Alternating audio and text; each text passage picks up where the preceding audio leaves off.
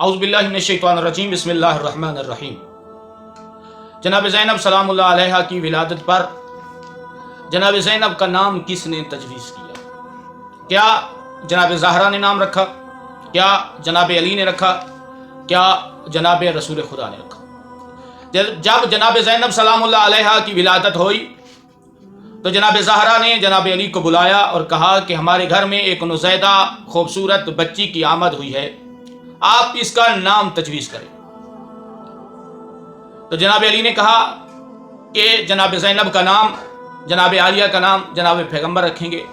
جناب پیغمبر سفر پر تھے، جب واپس آئے تو جناب علی نے بتایا کہ پیغمبر خدا، ہمارے ہاں اللہ نے رحمت عطا کی ہے، اس کا نام تجویز کریں۔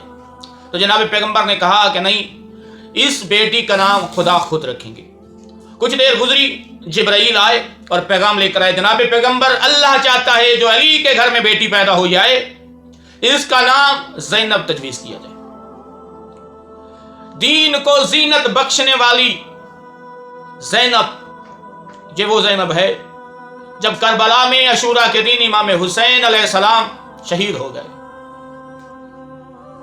اس کے بعد جب مسلمانوں نے، فوج اشقیاء نے، عمر سعد نے اس بی بی کو اور کچھ اور مختورات کو قید کیا، کوفہ اور شام لے گئے۔